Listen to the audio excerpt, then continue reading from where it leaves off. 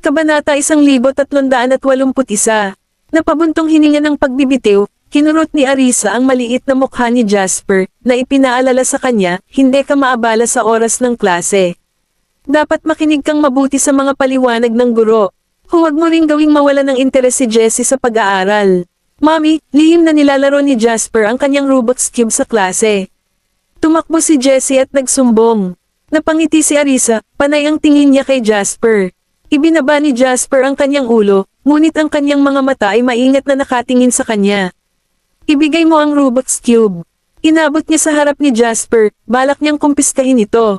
Napakagatlabi si Jasper, saka pumunta sa study. Hinalungkat niya ang paligid bago tuluyang ibinigay ang Rubik's Cube kay Arisa. Kung maglalaro ka ulit sa klase, kailangan kitang parusahan ng mabigat. Sinulyapan siya ni Jasper at napabuntong hininga, hindi naman kasi ako lang ang naglalaro. Pinaikit ni Arisa ang kanyang mga mata, saglit na tinitigan siya, saka sinulyapan si Zachary. Kung gayon bakit ikaw lang ang hindi makasagot sa tanong? Ibinaba ni Jasper ang kanyang ulo. Wala na siyang lakas ng loob na magsalita pa. Mami, hindi ko kaya ang tanong na ito. Si Jessie, nang makitang napag-alitan si Jasper ni Arisa, medyo nakonsensya at gustong ilihis ang atensyon ni Arisa. Napatingin si Arisa kay Jessie. Kung naglalaro si Jasper sa klase, ano ang ginagawa mo? Natigilan si Jessie. Halatang pinapanood niya si Jasper na naglalaro noon. Pulang-pula ang mukha ni Jessie. Natuwa si Jasper sa kasawian ng iba at sinabi kay Arisa, pinapanood niya akong naglalaro at hindi nagpapansinan sa klase. Ha, nagmamalaki ka na ba ngayon? Binigyan ni Arisa ang bata ng isang sigilang sulyap. Natahimik agad si Jasper at tumabi sa kama na nakayuko na parang inaamin ang pagkakamali niya. Paano ka mas matututo kung hindi kayo nagpapansinan sa klase? Nagpalipat-lipat ang tingin ni Arisa sa dalawang maliliit na bata, ang kanyang tono ay mabagsik. Maaari kang maglaro sa oras ng pahinga at pagkatapos ng klase, ngunit sa panahon ng klase, ang iyong pansin ay dapat nasa aralin. Mami, alam naming nagkamali kami. Mabilis na inamin ni Jasper ang kanilang pagkakamali. Mami, I was wrong. Magpapansin na ako sa klase mula ngayon, sabi ni Jessie. Pinaikot-ikot ang maliliit niyang kamay habang humihingi ng tawad. Paalala ni Arisa sa kanila, huwag kayong mag-sorry sa akin dito tapos kalimutan niyo na agad. Hindi mangyayari iyon. Mariing tumugon si Jasper, sisiguraduhin kong mag-aaral tayong mabuti. Dapat mong gawin ito. Napakunot naman ng noo si Arisa. Tumawa si Jasper at nilabas ang dila. Dalhin mo rito ang iyong takdang aralin. Ipapaliwanag ko ito sa iyo minsan, kaya siguraduhin mong matindaan mo itong mabuti. Tiningnan silang dalawa ni Arisa bago niya sinimulang tulungan sila sa kanilang takdang aralin. Tinapos ng 6 na maliliit ang kanilang takdang aralin sa kanyang silid at pagkatapos ay kumuha ng storybook para basahin sa kanya. Sa katotohanan, binabasa nila ang sanggol sa kanyang tiyan. Dapat kang mag-aral ng mabuti at magsikap na maging isang promising na bata sa hinaharap. Hindi mo maaaring pabayaan si Mommy, maintindihan. Seryosong sabi ni Jasper habang marahang hinawakan ang tiyan niya. Paano ka nagkakaroon ng lakas ng loob na i-lecture ang iyong nakababatang kapatid kung hindi ka man lang nakatutok sa iyong pag-aaral? Sinulyapan ni Zachary si Jasper, binaton niya ang isang sarkastikong pahayag. Napahawak si Arisa sa pagitan ng pagtawa at pagluha. Nang makita kung paano sila kumilos, sinabi niya, hindi pa naririnig ng sanggol sa tiyan ko ang sinasabi mo. Naririnig niya tayo, kaya dapat magkaroon tayo ng magandang relasyon sa kanya ng maaga. Sa ganoong paraan, pakikinggan niya tayo pagkatapos niyang ipanganak. Inayos ni Oliver ang kanyang salamin, mukhang seryosong seryoso. Tumango rin si Gavin bilang pagsang-ayon, Mommy, ito ay tinatawag na prenatal education. Kailangan siyang turuan ng maaga. Kahit hindi niya tayo marinig, magagawa mo, at ganoon din ang pakikinig niya sa atin. Kapag ipinanganak siya, napakatalino niya. Humalaklak si Tim, tinitigan ang kanyang tiyan na parang nakatingin sa kanyang maliit na kapatid. Sino nagturo sa'yo niyan? Hindi napigilan ni Arisa na matawa habang pinagmamasdan ang kanilang munting kalokohan. Natutunan namin ito mula sa mga libro. Sumulyap si Zachary sa kanya at napakagatlabi. Mami, matalino naman kami diba? Ang mga mata ni Jessie ay kumikinang, nakatingin sa kanya na parang naghahanap ng papuri. Sigurado ka, nakangiting sabi ni Arisa habang naglalarong ginulo ang kanilang buhok at hinahaplos ang kanilang mga ulo. Kabanata 1382. Hanggang sa dumating si Benjamin at inanyayahan silang bumaba para sa hapunan ay hindi na napigilan ni Arisa at ng mga bata ang kanilang daldalan. Tara, kain na tayo. Ngayong gabi, kukunin natin ang isda na nahuli ng tatay mo. Tawag niya sa mga bata. Kailan nag-fishing si Dad? Nagtataka namang tumingin si Gavin kay Benjamin, at ang iba ay lahat ay nakatingin kay Benjamin, na parehong nagtataka. Nangisda ako kaninang umaga. Tugon ni Benjamin at lumapit kay Arisa pababa ng hagdan. Saan mo nakuha ang isda? Curious na tanong ni Jasper. Sa bahay. Sagot ni Arisa sa anak. Nalaglag ang panga ng mga bata sa gulat, at may binulong pa si Gavin. Hindi ba hindi nakakain ang isda? Humalaklak si Arisa at sinabi sa kanya, masarap ito, at medyo masarap din. Ang mga isda ay may napakakaunting buto, kaya ito ay angkop para sa mga bata na kumain ng hindi nababahala na sila ay mabulunan. I see. Tara na at kumain na tayo. Pumalakpak si Jessie sa tabi ni Arisa na tila excited. Binigyan siya ni Arisa ng isang nakakatawang tingin at sinabing, sumama ka sa mga kapatid mo. Okay, Mommy, dapat bilasan mo at pumunta ka rin. Tawag ni Jessie, saka sumunod kay Zachary at sa iba pa habang tumatakbo sila pababa. Dahan-dahan, huwag tumakbo. Tawag ni Arisa, napaangat ang kanyang leeg upang tumingin sa pinto. Isang mahinang tawa ang kumawala sa mga lobby ni Benjamin, at ibinaling niya ang kanyang ulo upang salubungin ang mga mata nitong puno ng saya.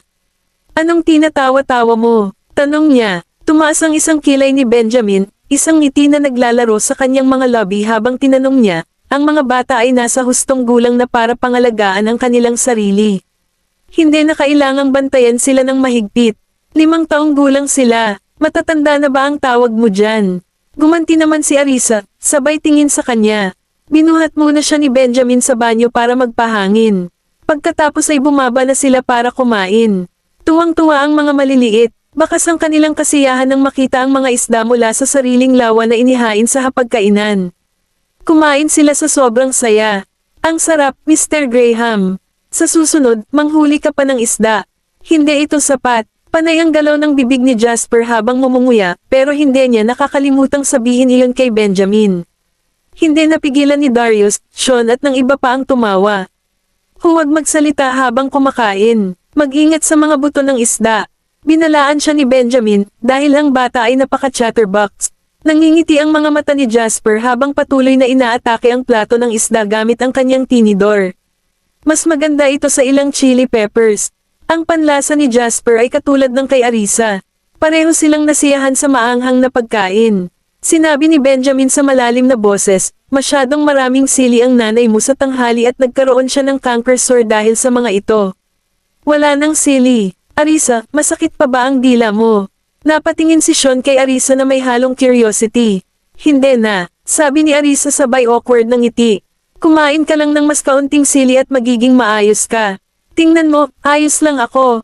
Sabi ni Darius na may halong pagmamalaki. Hindi ka naman sanay sa sili, no? Kung saan tayo galing, halos araw-araw tayong kumakain ng sili. Nakakadagdag talaga ng sipa. Humagalpak ng tawa si Mary. Mahilig din ako sa sili, lalo na sa lutong bahay na sili ng lola. Nakangiting sabi ni Tim. Nakangiting tumingin sa kanya si Mary. Puno ng pagmamahal ang kanyang boses nang sabihin niyang, kung gayon, sisiguraduhin kong magbabalik pa ako ng ilang bote nito mula sa bahay. Nagningning ang mga mata ni Arisa. Lola, ang sarap talaga ng homemade chili mo. Masarap sa pasta. Pagbalik mo, magdala ka pa ng bote. Dahil gusto mo ito, maaari tayong gumawa ng ilan dito kapag naubos. Kung may kulang na sangkap, hilingin mo na lang kay Edwin na bumili. Hindi ito nakita ni Sean bilang isang problema. Well, hindi na pareho ang lasa. Umiling si Mary, na nagpapaliwanag sa kanya, ang sili na ginagamit ko ay sa lugar lang namin itinatanam, at iba rin ang kalidad ng tubig doon.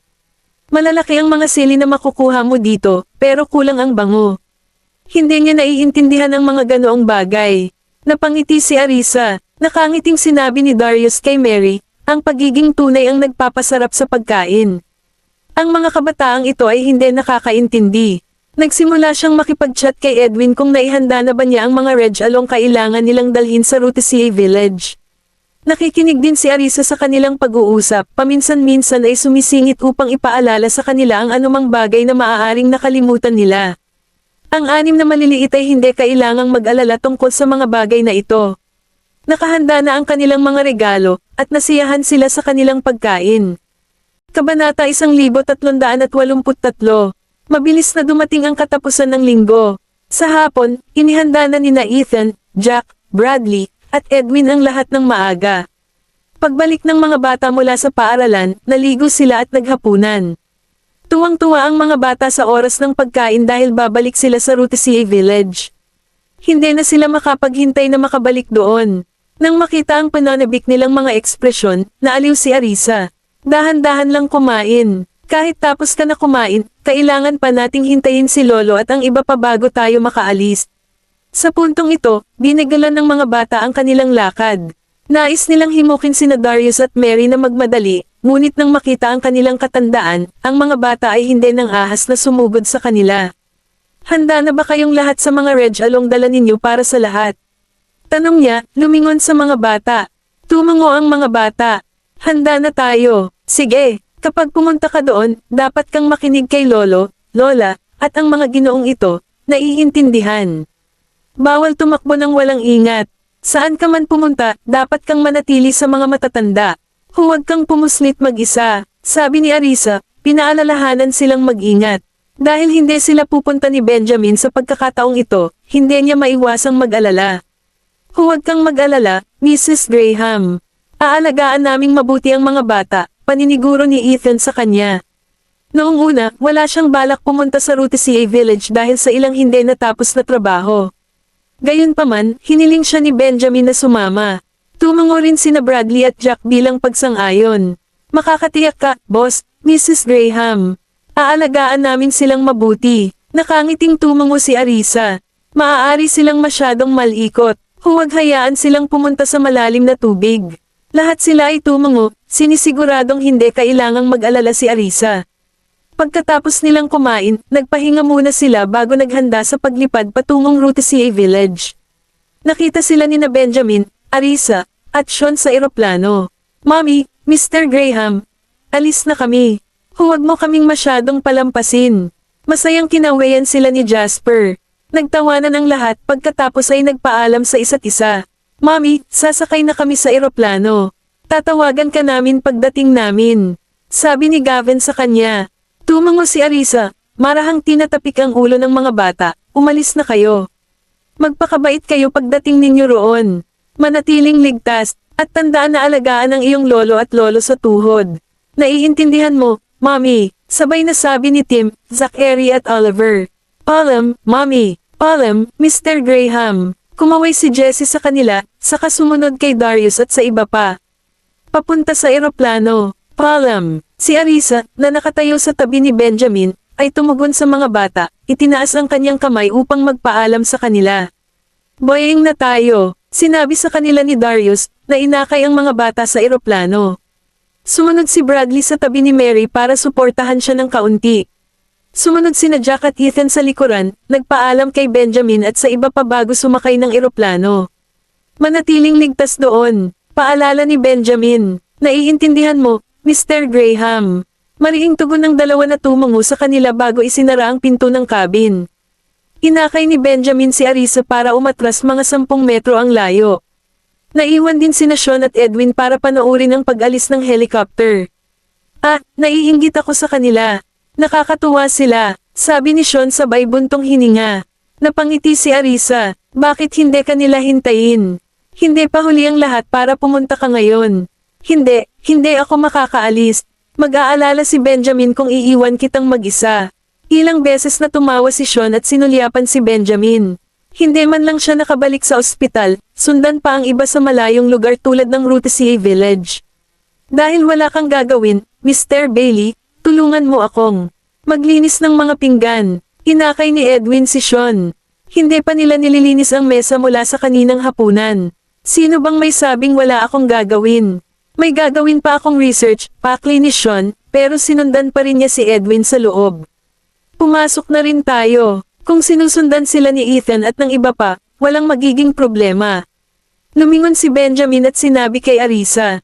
Tumingin ito sa kanya at tumango. Sige, magagamit natin ang oras na ito para mag-impake. Pwede na ba tayo bukas? Kabanata 1384. Oo naman. 2 araw lang tayong lalabas, kaya hindi na kailangang mag-impake ng marami. Pinaalalahanan muna siya ni Benjamin na pigilan siya sa pag-iimpake ng maraming gamit mamaya. Humalaklak si Arisa, kumikinang ang mga mata habang sinusulyapan siya. Dapat nakaimpake ang mga damit. Hayaan mo akong hawakan ang pag-iimpake. Huwag mong abalahin ang iyong sarili dito. Binuhat ni Benjamin si Arisa sa itaas na nakakapit sa leeg nito. Wala ka na bang ibang dapat asikasuhin? Kaya ko naman sarili ko. Hindi naman kasi mabigat na trabaho.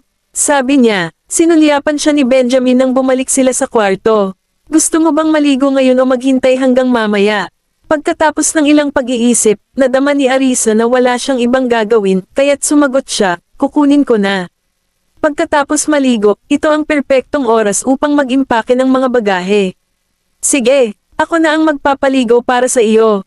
Inilapag siya ni Benjamin sa kama bago tumungo sa banyo. Muli siyang lumabas para kunin ang kanyang pijama sa wardrobe. Sinundan ng tingin ni Arisa ang kanyang figure habang siya ay gumagalaw. Pagdating niya sa harapan niya, tumawa siya. Bahagyang itinaas ni Benjamin ang kanyang mga mata, mausisa na nagtanong, anong nakakatawa? Lalo kang nagiging mapagmalasakit na asawa at masikasong ama, mapanuksong sabi ni Arisa. Isang kibot ang kumislap sa gilid ng mga mata ni Benjamin. Pinisil niya ang ilong niya bago yumuko para buhatin at buhatin.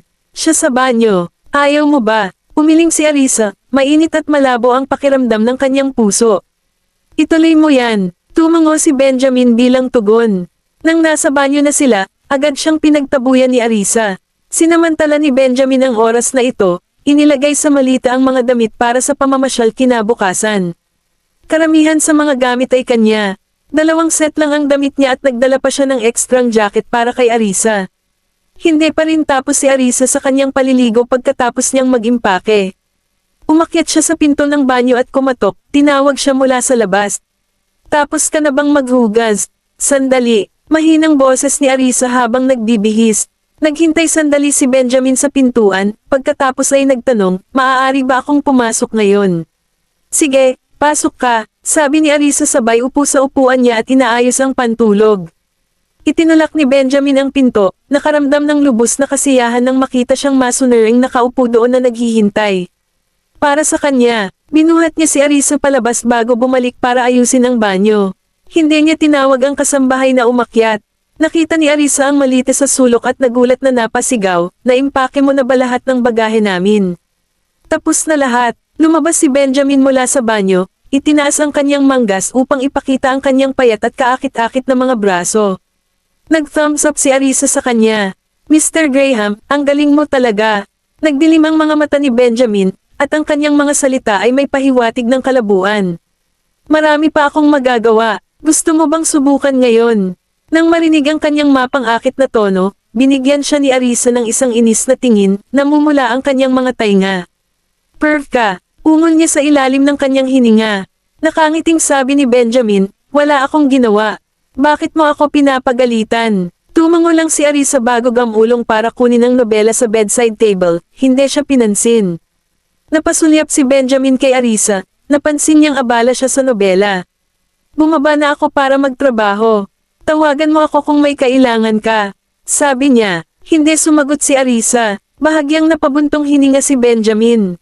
Mabilis niya akong nakalimutan. Nang marinig ang kanyang buntong hininga, sumulyap si Arisa sa kanya.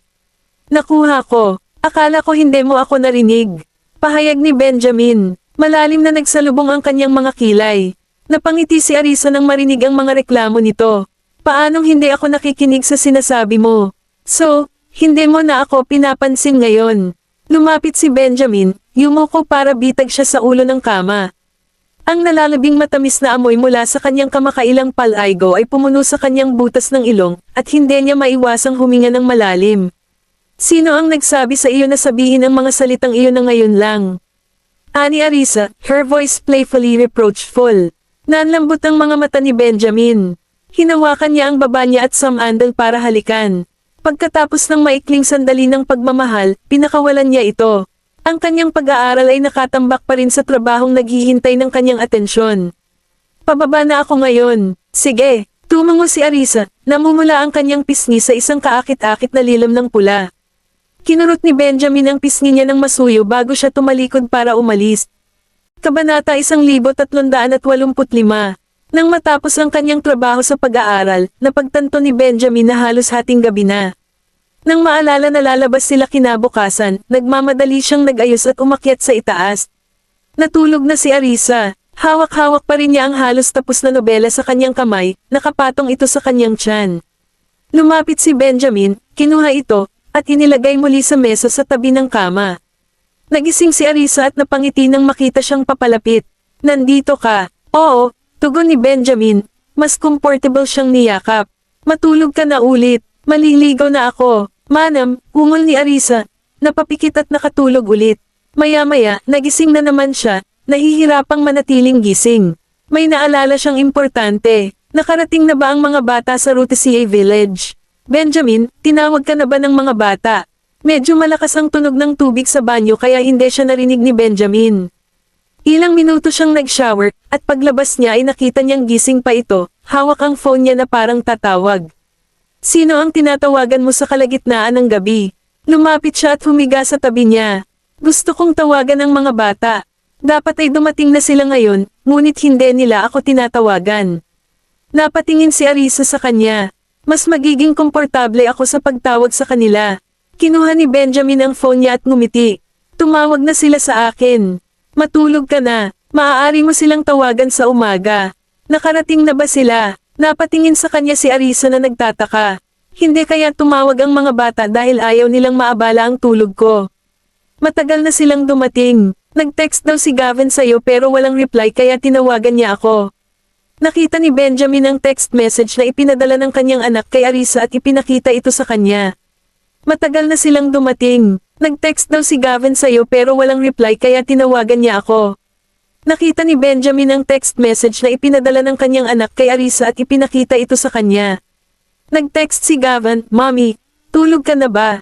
Nakarating na kami. Napangiti si Arisa. Gavin is quite clever, knowing to send a text first kasi kung tulog na ako.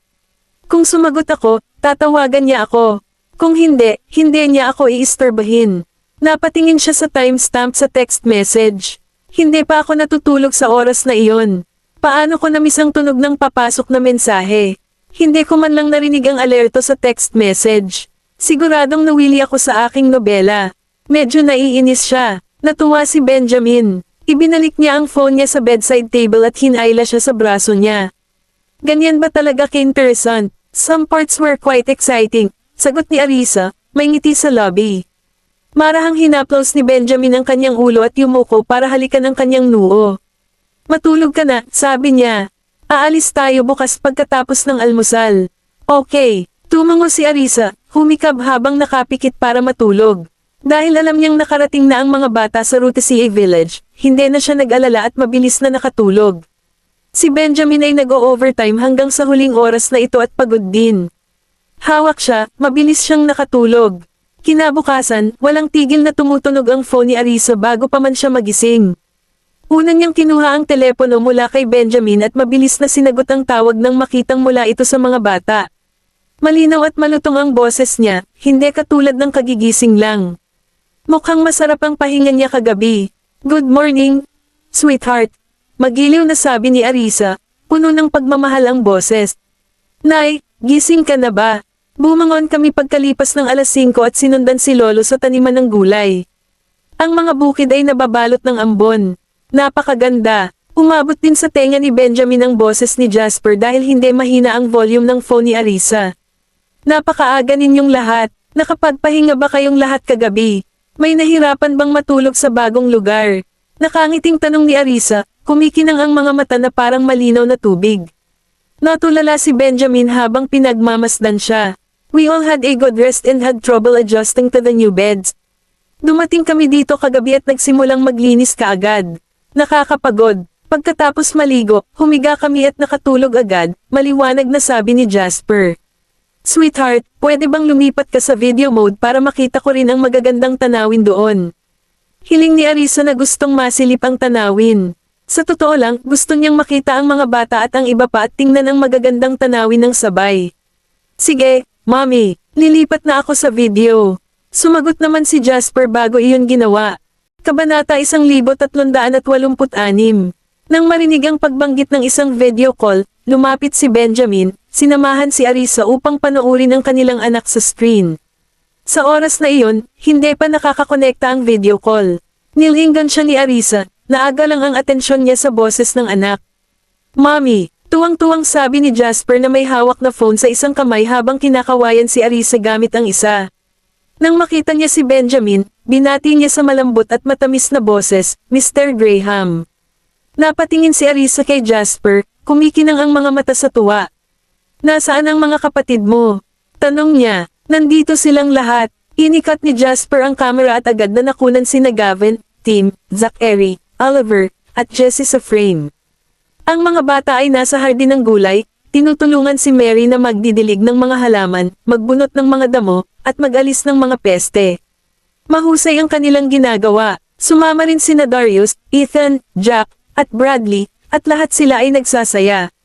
Sa hindi kalayuan, umaambon, lumilitaw at naglalaho ang mga tanawin na parang isang fairyland. "Mommy, ang ganda 'di ba?" tanong ulit ni Jasper kay Arisa na may naghihintay na tingin, naghahanap ng papuri. Ngumiti si Arisa at tumungo. "Ay, nag-almusal na ba kayo? Nandito ka na at nagtatrabaho ng maaga." "Hindi pa kami kumakain, pumunta kami dito para mamitas ng mga gulay para sa almusal at naisipan naming tumulong kay Great. Tubig at damo ang hardin." Bahagyang tumaas ang boses ni Jasper, na nakakuha ng atensyon ng iba pang mga bata. "Nagmamadali silang lahat, si Mommy ba? Nagmamadali silang lahat, si Mommy ba?" Sa sumunod na sandali, nagpakita si Gavin at ang iba pa. Tuwang-tuwa sila nang makita sa screen sina Arisa at Benjamin. "Mommy, Daddy, Mr. Graham." "Hoy!" Bati pabalik ni Arisa habang masayang nakatingin sa kanila. Binati rin sila ni Benjamin, ngunit si Arisa lang ang nakikipag-usap sa mga bata habang nakikinig lang ito sa tabi niya. Nagsalubong ang mga kilay ni Benjamin nang mapansin niya ang matinding hamog doon at ang hamog na bumabad sa laylayan ng pantalon ng mga bata. "Napakakapal ng hamog, malamig ba doon?" Sumingit si Benjamin. Nang marinig ni Arisa ang kanyang mga salita, tinanong din ni Arisa ang mga bata, "Sweethearts, nilalamig ba kayo?" Kung oo, siguraduhing magsuot ng mas maraming damit. "Mommy, hindi malamig. Medyo malamig lang, pero ang init ng pakiramdam namin sa lahat ng ginagawa namin." Zachary, mabilis na tiniyak niya, ayaw niyang mag-alala.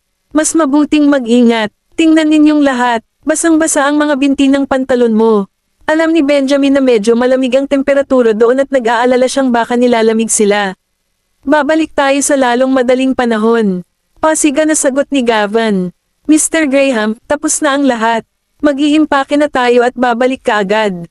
Lumingon si Tim at tinuro ang direksyon ni Darius. May dalang basket si Mary na puno ng mga gulay na kanyang pinulot. Nagmamadaling lumapit si Bradley para kunin ito sa kanya, handa nang bumalik. "Siguraduhing magpalat ka kaagad ng iyong damit pag-uwi mo. Huwag kang sipon," paalala ni Arisa sa mga bata. "Hindi masyadong malamig dito. Tamang-tama ang temperatura. Napaka-komportable." Umalangaw ang boses ni Darius. Ito, pakiramdam niya ay nasa tabi siya ng mga bata. "Tay, siguraduhin mong sapat ang suot mo. Huwag sipon," tawag ni Arisa sa direksyong iyon. Lumitaw ang ulo ni Darius sa loob ng frame, at nakangiti siyang tumugon, "Huwag kang mag-alala.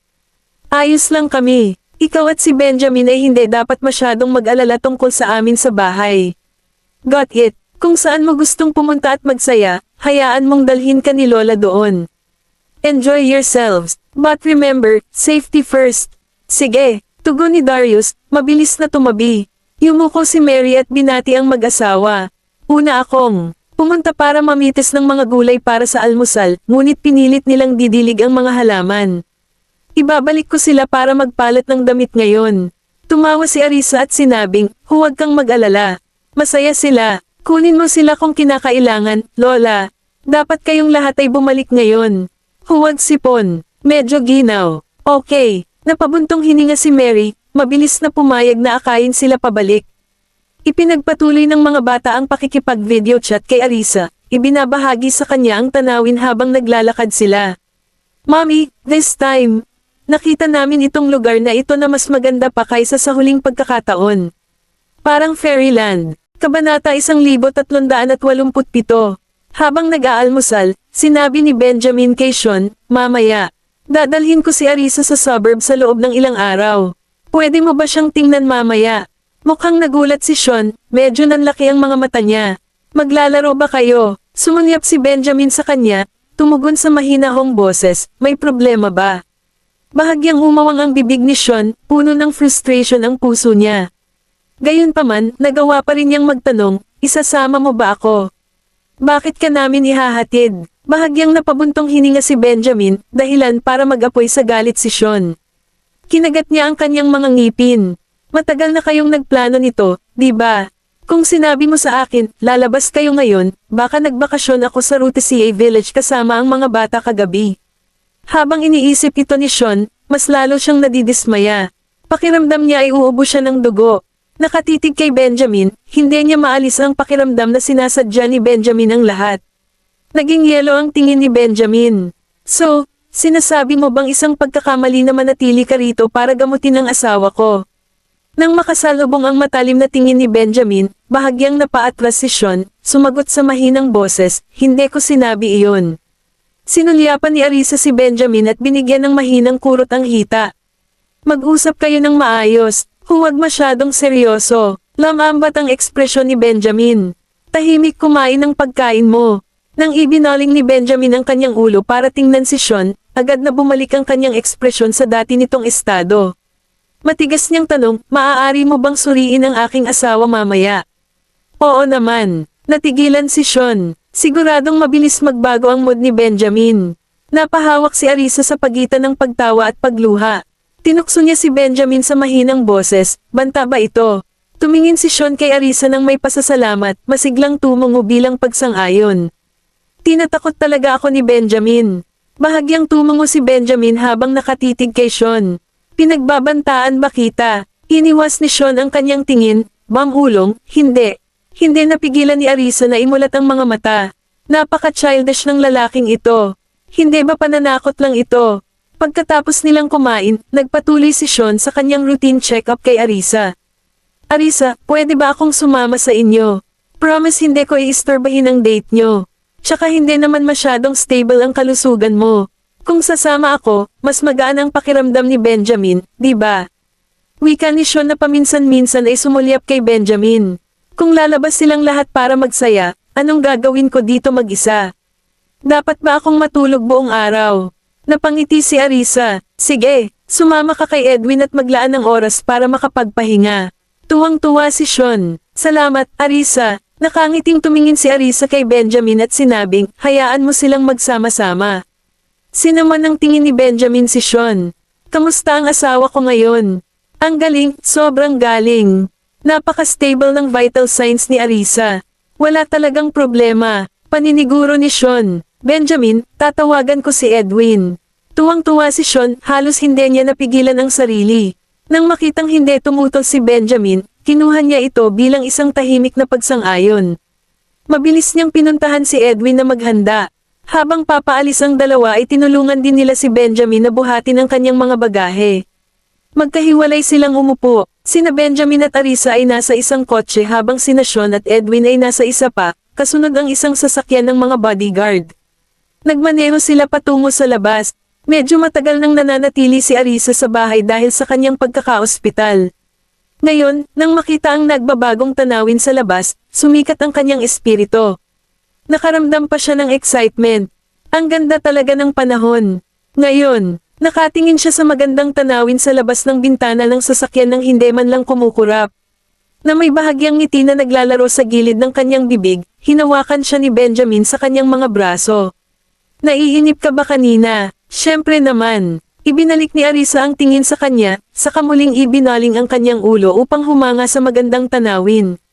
Bahagyang nagreklamo siya, lahat kayo ay pinaghirapan sa wala. Sa totoo lang, mas mabuti na ang pakiramdam ko. Hinawakan ni Benjamin ang kanyang ilong at mahinang nagtanong, masama bang mag-alala tungkol sa iyo? Masyado kang nag-aalala. Napakunot ng noo si Arisa, tiyak na mas mag-aalala siya kapag nasa mga huling yugto na siya ng pagbubuntis. Isasama kita para makapagpahinga at magbago ng mood, hindi ba? Nagtaas ng kilay si Benjamin. Ang pag-alis sa kanya ay talagang tamang desisyon. Oo, tama ang ginawa mo. Natatawang sagot ni Arisa. Kabanata 1388. Pagdating sa eastern suburbs, dumiretso sila sa hotel na tinutuluyan nila sa isang mansyon. Si Sean ay natural na hindi tumuloy kay Benjamin tulad ng ginawa niya kay Edwin at Arisa. Sa halip, nakatira siya sa katabing bahay, na mas convenient para sa kanilang lahat. Hindi na nila kinailangan pang tumayo sa balcony para makita ang view sa pagitan ng mga bundok at lawa. Simula nang tumuntong siya sa lugar na iyon, naging abala si Arisa. Ang ganda talaga ng lugar na ito. Huminga ng malalim si Arisa, ramdam niya ang sarap ng hangin. Ang halimuyak ng mga bulaklak na may halong natural na hangin ng lawa ay lumikha ng isang kaaya-ayang kapaligiran. Matapos mailigpit ni Benjamin ang kanyang bagahe, lumapit siya at niyakap siya mula sa likuran. Gusto mo bang magpahinga? Ibinalik ni Arisa ang tingin sa kanya. Hindi ako pagod. Pasyal tayo. Bukod sa magandang tanawin ng lawa at bundok, marami rin ang mga libangan doon. Hindi pa siya nakakapunta roon, kaya lahat ay tila bago at kapanapanabik. Walang nagmamadali, naplano na ni Benjamin ang lahat, na nagbabalak na isama siya sa isang masayang oras mamaya. Kumain ka muna, ihahatid na kita sa labas. Napangiti si Arisa, 1 oras ang biyahe bago makarating doon mula sa bahay. May ilang oras pa bago ang oras ng tanghalian, kaya hindi masakit na magkaroon ng kaunting bagay na magpapaligaw sa kanya. Sa sandaling iyon, nakatayo si Sean sa ibaba, tinatawag silang dalawa. Benjamin, Arisa, bumaba ka na. Hindi ka pumunta dito para lang maghapon sa kwarto mo. Bumaba ang tingin ni Benjamin para titigan si Sean. May pagtutol ka ba? Bahagyang ngumiti si Sean at kumaway sa kanila. Hindi na kita guguluhin. I'm off to hang out with Edwin.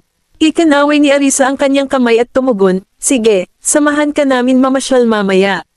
Mabilis na sinundan ni Sean ang kanyang mga hakbang, inanyayahan si Edwin na mamasyal. Kanina pa sila naglalakad ng may dalang merienda ang waiter. Personal na pumunta si Benjamin para ihain ang pagkain. Matapos ayusin ang lahat, pumunta siya para buhatin si Arisa sa kwarto. Nagsimulang kumain ang dalawa sa paligid ng coffee table.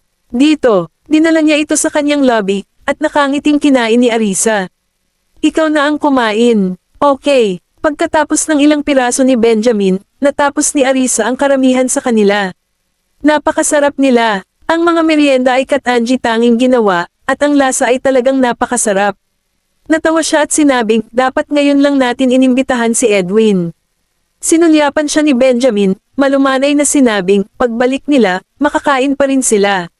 Kumuha ng tissue si Arisa at pinunasan ang gilid ng kanyang bibig, puno ng pananabik ang mga mata habang nakatingin sa kanya. Pwede ba tayong lumabas ngayon? Sa isang mahinang tawa, tumayo si Benjamin at kumuha ng coat para sa kanya. Tara na, tumawa si Arisa, pinulupot ang kanyang mga braso sa kanyang leeg. Binuhat siya ni Benjamin at binuhat pababa. Benjamin, wala ka namang planong buhatin ako ng ganito palagi, di ba? Medyo malaki ang lugar na ito, di ba? Na may banayad ng ngiti na naglalaro sa mga lobby ni Benjamin, sinabi niya, hanggat gusto mo, lubos kitang madala sa lugar na ito. Bahagyang kumaibat ang sulok ng bibig ni Arisa. Hindi pa ba pagod ang mga braso mo sa pagkarga sa akin ng napakatagal? Sagot niya, ngunit ang kanyang puso ay napuno ng tamis. Hindi ako pagod, may kumpiyansa na pahayag ni Benjamin. Nang makababa na, napagtanto ni Arisa na, sa isang punto, ang bodyguard ay naghanda ng isang karwahe para sa kanila. Ito ay isang open top, medyo romantiko. Pambihira talaga ang pamamasyal doon sa ganoong paraan. Tuwang-tuwa si Arisa, natatangi ang karwahe na ito. Magkano ang gastos sa isang biyahe? Mr. Graham, Mrs. Graham. Magalang na bati ni Miguel, tinulungan pa nitong buksan ang maliit na pinto. Bilang tugon sa tanong ni Arisa, sinabi niya, ngayon, iniaalok ko ang aking mga serbisyo kay Mr. Graham at Mrs. Graham ng libre. Oh, tumawa si Arisa. Inilagay siya ni Benjamin sa upuan at saka umupo sa kabilang side. Sa kabila ng kanyang mahahabang braso at binti, medyo maluwag pa rin ang upuan ng karwahe. Kasama sa taas, medyo maganda ang view. Tumawa si Arisa, hinawakan ang karwahe. Napakapang-akit ng disenyong ito. May bahagyang ngiti na naglalaro sa sulok ng kanyang bibig, maingat na inilagay ni Benjamin ang visor sa kanyang ulo. Eto, isuot mo ito. Unti-unti mong may enjoy ang tanawin. Isinara ni Miguel ang maliit na pinto, tumabi sa kanila. Ang sweet talaga ni na Mr. at Mrs. Graham. Gusto kong kumuha ng ilang mga larawan. Tuwang-tuwa si Arisa. Kinuha niya ang phone niya at ibinigay kay Benjamin. Tulungan mo akong kumuha ng ilan. Okay. Kinuha ni Benjamin ang ilang magagandang litrato sa kanya at saka iniabot ang telepono kay Miguel. Kuhanan tayo ng ilang larawan. Sige po, Mr. Graham. Si Miguel ay napakasigla. Mabilis niyang inayos ang lens ng camera. Kabanata 1389. Hinawakan ni Benjamin si Arisa, nakatingin sa camera. Ibinaling ni Arisa ang kanyang ulo upang sumulyap sa kanya, ang kanyang mga mata at kilay ay nakakurba sa isang ngiti. Si Miguel ay nagkataong kumuha ng litrato. Ilang pose ang ginawa ni Arisa, ngunit hindi gumalaw ni Benjamin. Bihira lang siyang magkusa na magpakuha ng litrato kasama siya. Imposibleng humiling ng higit pa, kaya nagpa siya siyang huwag gawing mahirap ang mga bagay para sa kanya. Miguel, pwede ka nang tumigil. Salamat. Inabot ni Arisa ang kanyang kamay, sinenyasan si Miguel na ibalik ang kanyang telepono. Mrs. Graham, pakisuri kung ang mga larawang kinuha ko ay kasiya siya. Nagmamadaling ibinalik ni Miguel sa kanya ang gamit. Kinuha ito ni Arisa, nag-browse sa mga larawan, at medyo nasiyahan. Magaling. Muli niyang tiningnan ang mga larawang kuha ni Benjamin sa kanya kanina. Magaling silang lahat. Bahagyang umangat ang sulok ng kanyang bibig sa isang ngiti. Na may nag-aalab na titig, tinitigan siya ni Benjamin, sadyang nagtatanong, sa tingin mo ba maganda ang mga larawang kinuha ko? Sinulyapan siya ni Arisa, maaari ko bang sabihin kung hindi man ngayon? Siyempre naman, maganda ako sa simula, kaya walang paraan na pangit ang mga larawan. Sa isang mahinang tawa, inayos ni Benjamin ang kanyang sombrero para sa kanya, inutusan si Miguel na magmaneho ng karwahe. Hindi nakatiis, nag-selfie pa si Arisa at pumili ng ilan para i-post sa kanyang Instagram. Hindi nagtagal at nagsimulang i-like ng mga tao ang kanyang post. Tinanong din siya kung saan ang lugar na iyon at kung saang tourist attraction siya naruroon. May nagtanong sa akin kung saan galing ang karwahe na ito. Sinabi niya kay Benjamin, sagutin mo lang ng tapat. Bahagyang umangat ang manipis na labi ni Benjamin. Kumikislap ang mga mata ni Arisa habang nakangiting nagtanong, di ba sabi mo hindi pa nagbubukas ang lugar na ito? Napagmasdan niya na ang lahat ng mga hakbang sa pagtatayo doon ay nasa lugar, kaya hindi dapat magtatagal bago ito handa na magbukas. Magbubukas kami sa susunod na katapusan ng linggo. Sinabi ni Benjamin sa kanya. Orihinal na plano niyang dalhin ang mga ito sa susunod na linggo, ngunit dahil nasa labas ang mga bata nitong weekend at ayaw niyang mainip siya sa bahay, nagpa siya siyang ilipat ito. Nakangiting tugon ni Arisa sa kanyang mga kaibigan sa social media. Nilike din ni Sean ang post niya at nag-iwan ng komento, Arisa, saan mo nakuha ang karwahe na ito? Ito ay hindi kapani-pani walang romantiko. Kung hindi lang siya sumama doon, maghay-hinala si Sean na palihim silang pumunta sa ibang lugar. Bago pa siya makasagot ni Arisa ay dumating na ang tawag ni Sean. Nang makita ang pangalan sa kanyang telepono, napakunot ang noo ni Benjamin. Paano nakuha ng lalaking ito ang number ng asawa ko? Hindi napansin ni Arisa ang bahagyang pagbabago ng mood ni Benjamin. Sinagot niya ang tawag at nilagay ito sa speaker. Dumating ang boses ni Sean na puno ng pananabik, Arisa, may karwahe pa bang katulad ng sinasakyan niyo ni Benjamin? Gusto rin naming sumakay. Ngumiti si Arisa, lumingon kay Benjamin, at sinabi kay Sean, tanungin mo si Benjamin. Huminto sandali si Sean, pagkatapos ay nagreklamo, kung gusto ni Benjamin na sabihin sa akin, dapat ay ginawa niya ito ng mas maaga. Mas mabuting tanungin kita. Halos hindi pa tapos magsalita si Sean nang magsalita si Benjamin sa malalim na boses. Hindi, isang palihim na tawa ang pinakawalan ni Arisa. Benjamin, so, para kay Arisa lang ba itong karwahe? Tanong ni Sean na puno ng inggit. Kanina pa siya namamasyal kasama si Edwin at nagsisimula ng makaramdam ng pagod. Kung may karwahe, ito ang unang niyang napiling sasakyan upang tuklasin ang lugar na iyon. Isa lang ang karwahe, maaari kang sumakay ng bus. Bahagyang umungol si Benjamin na nagsilbing tugon niya sa tanong. Medyo nagulat si Arisa. Iisa lang ba talaga ang karwahe? Talaga, tumango si Benjamin. Magsasagawa kami ng trial run. Kung nagustuhan ito ng mga bisita at nakakaakit ito ng maraming tao, isa sa alang-alang namin ang pagdaragdag ng higit pang mga karwahe. Naintindihan naman ni Arisa, ang planong ito ay hindi masama. Mr. Bailey, maaari ka nang sumakay dito kapag tapos na tayo. Bahagyang ngumiti si Sean, pagkarinig sa sinabi ni Benjamin kay Arisa. Iyon lang ang paraan. Gustuhin man niyang makipagkompetensya, hindi siya magkakaroon ng pagkakataon laban kay Benjamin. Sasakay na lang kami ni Edwin sa bus. Hindi na namin kayo guguluhin. Bye! Pagkasabi noon ay ibinaba na niya ang telepono. Ngumiti si Arisa at iniligpit ang kanyang phone. Niyakap siya ni Benjamin. Nagsasaya tayo sa labas. Huwag nating sagutin ang mga hindi importanteng tawag na ito. Parang nagseselos si Benjamin. Tumawa si Arisa, kumikinang ang mga mata habang nakatingin sa kanya. Paano mo malalaman na hindi ito mahalaga kung hindi mo sasagutin? Hindi naman importante ang mga tawag niya. Kailan pa kayo naging close ng lalaking iyon? Tumaas ang isang kilay ni Benjamin, humihingal. Kabanata 1370. Nang marinig ni Arisa ang kanyang dismayadong tono, hindi napigilan ni Arisa na matuwa. Naririnig mo ba ang sinasabi mo? Hindi ba normal lang na maging close tayo? Hindi lang kaibigan mo si Sean kundi doktor ko na rin ngayon. Hindi mo ini-expect na hindi ko papansinin lahat ng tawag niya, di ba? Hindi ko kaya. Isang kibot ang sumabit sa sulok ng bibig ni Benjamin. Isang bagay lang ang sinabi niya, pero mahaba ang sagot niya. Oo naman, sagot niya, pero parang nagseselos pa rin siya. Nakangiting tumingin sa kanya si Arisa sabay yakap sa kanyang braso. Domineering ka talaga, hindi ko man lang masagot ang tawag ng kaibigan. Isa lang naman sa kanya ang magselos, pero hindi ako makapaniwalang nagseselos siya sa kaibigan niya. Halos isang pamilya na sila. Oo naman, ngunit hindi masyadong mahaba. Bahagyang napabuntong hininga si Benjamin, nagbabala sa kanya.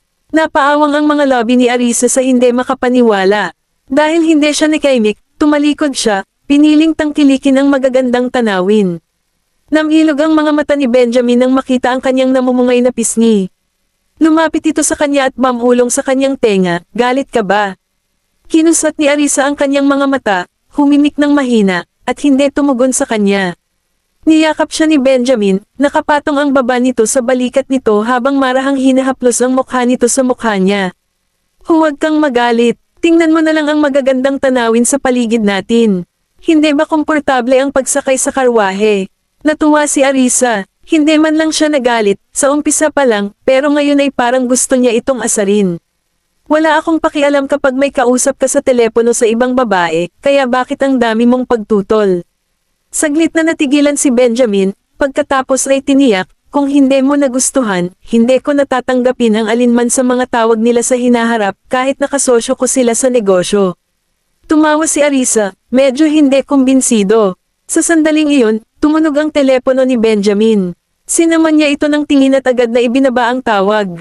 Sa hindi inaasahang pagkakataon, muling nagring ang telepono sa sumunod na segundo. Napatingin si Arisa sa kanya. Bakit hindi mo sinasagot ang telepono? Nakakaabala ba ang presensya ko para sagutin mo ang tawag? Paano nangyari iyon? Bahagyang tumawa si Benjamin. Di ba nangako lang ako sa iyo na hindi ako sisigat ng mga tawag ng ibang babae? Bahagyang umawang ang lobby ni Arisa. Seryoso, napatingin siya sa phone niya. Napansin ni Benjamin ang kanyang tingin at nagkusa na iabot sa kanya ang kanyang telepono. Walang pag-aalinlangan, kinuha ito ni Arisa. Nang makitang si Jessie ang tumatawag, iritadong tinitigan niya ito. Bakit hindi mo sinasagot ang mga tawag ni Jessie? Babae din siya, tapat na inamin ni Benjamin.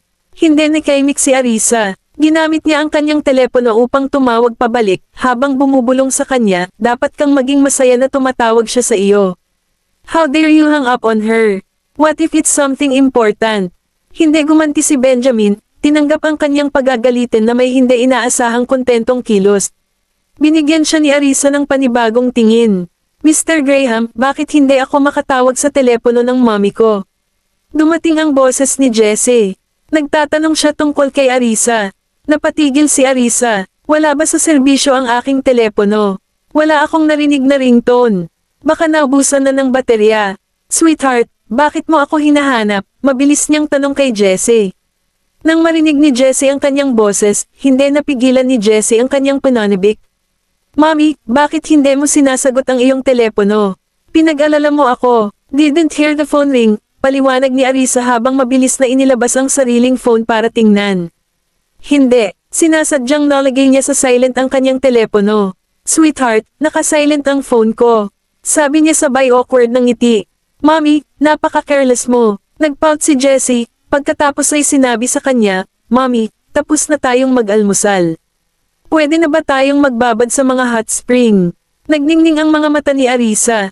May hot spring ba dyan? Oo naman, ngunit tandaan na manatiling ligtas at iwasan ang malalim na tubig. Paalala ni Arisa kay Jessie, ayaw niyang higpitin ang kanilang kalayaan pagdating sa pagsasaya.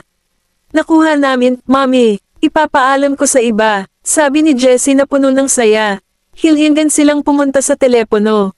Nagpa siya si Arisa na magsimula ng isang video call. Hindi tumawag si Jessie sa kanyang mga kapatid. Sa halip, nakatayo siya doon habang nakatitig sa video, biglang may napansing kakaiba sa pagtatapos ng video call ng kanyang ina. Nagtataka ang batang babae. Mommy, nasa kotse ka ba? Napangiti si Arisa. Hindi ito kotse. Nasa karwahe ako. Tinanong ni Jessie, saan nanggaling ang karwahe na ito? Nakakatuwa ba?